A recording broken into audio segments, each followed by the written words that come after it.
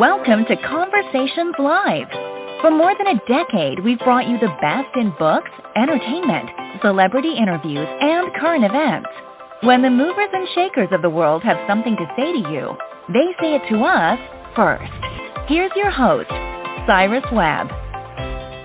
And welcome back, everyone, to Conversations Live. I'm your host, Cyrus Webb. Glad you all could join us once again. But for a radio audience here in Mississippi at WYAD 94.1 FM and WYADonline.com, we're glad that you all could be with us.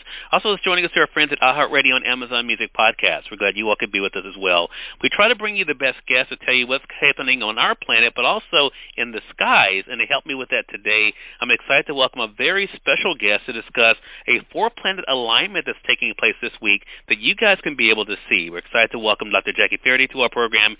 She's a senior scientist in the Department of Astrophysics at the American Museum of Natural History. We'll talk to her about her own love and fascination with the universe, but also the special event that you all can take part in this week. Dr. Faherty, thank you so much for the time. Yeah, I'm happy to be here. Well, look, I have binged a lot of your YouTube videos and presentations this week. It has been great to see your own love and fascination with the skies and the universe. What has it been like for you, Dr. Faherty, to be able to share that with all of us? Oh, I love it. You know, I really wish more people were hanging out with their love of the stars. I usually tell people that the nighttime sky is the original Netflix. You know, it's the original entertainment zone for people. But nowadays, people turn more to being inside and looking at screens rather than, like, letting their imagination go wild with what they see when they walk outside and look up. And, you know, it varies in what you can see depending on where you are in the world. I live in New York City. The skies aren't the greatest for stargazing, but they're also not the worst thing. You can still see a lot of stuff.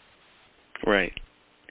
And there is such beauty, right, in the skies. And as I mentioned, there's something special happening this week with a four-planet alignment. Now, typically, Dr. Faherty, as you know, we normally get excited about the eclipse, right? That's the big thing that people normally look forward to. But talk to us about what's happening this week with this alignment. Yeah, you know, so the interesting thing about what people get excited about is it's also what's the easiest to kind of like see. An eclipse is pretty straightforward. The sun's going to basically get super dim, or if you're in the path of totality, it's going to disappear behind the moon, and you're going to see this like gaseous corona come out, and it's going to look awesome.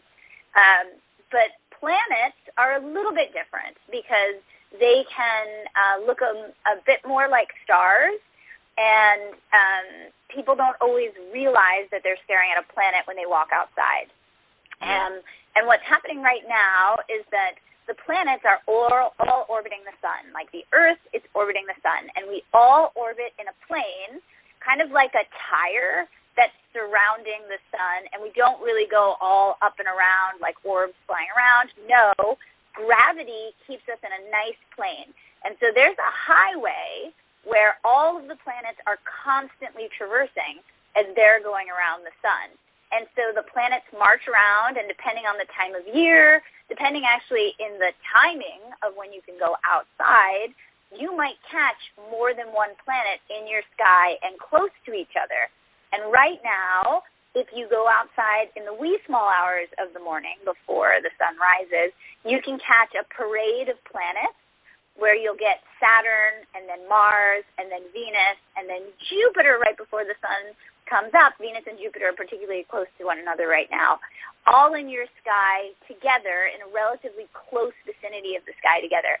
And it's really fun to be able to see that and identify it. And just as an FYI, Venus is the brightest object in the sky besides the moon. Then there's Jupiter, which comes next, and Mars and Saturn are also extremely bright, but they can kind of rock out comparable to stars. So Jupiter and Venus usually stick out to people where they're like, what is that? I'll get emails and texts like, Jackie, I just saw something in the sky. It was pretty bright. What was that? And I'm like, which direction were you looking at? I'm pretty sure you're probably staring at Jupiter. Well, Dr. Faherty, what I love about what you just did here, and speaking of the highway and what I've seen you do in other presentations online, is that you make this easy to understand. Do you think that also is part of why people enjoy hearing you talk about this? Because it kind of breaks down some of the complexity of it. Oh, well, I mean, I think people like listening to it because in all of our hearts, I think we really want to understand things beyond like what happens on this planet and really understand in our place in the universe. But it is true, it's really nice when you can take a complex concept and break it down for people into relatable things, because not everybody is like in the textbooks every day or in the research every day.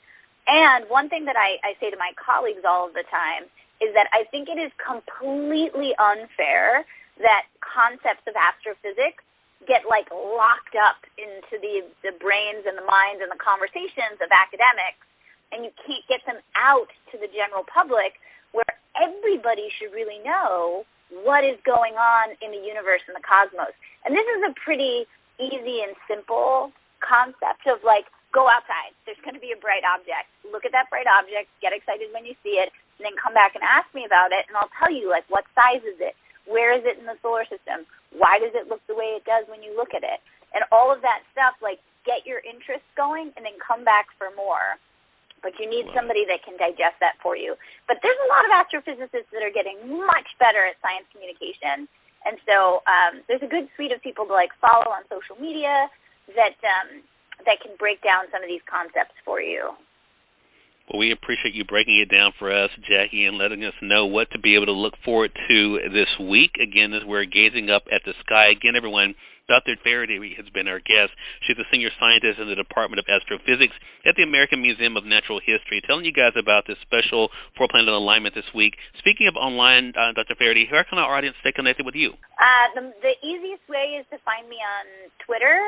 My handle is just @JFaherty, and I'm constantly tweeting things about things that are happening in the sky, or for local New Yorkers, things that are happening in New York City. I work at the Hayden Planetarium, and so there's a lot of programming that we do there where, you know, maybe you can't see something in the nighttime sky from your location, but you could come to the Hayden Planetarium, and I could show it to you virtually. And so Twitter's the best way to find me, J. Faherty. Well, thank you so much for the time. I really appreciate you dropping by. We're looking forward to speaking with you again. Yeah, great. And we thank your audience for tuning in to another great segment of Conversations Live. Until next time, I'm your host, Cyrus Webb, saying, as always, enjoy your day, enjoy your life, enjoy your world.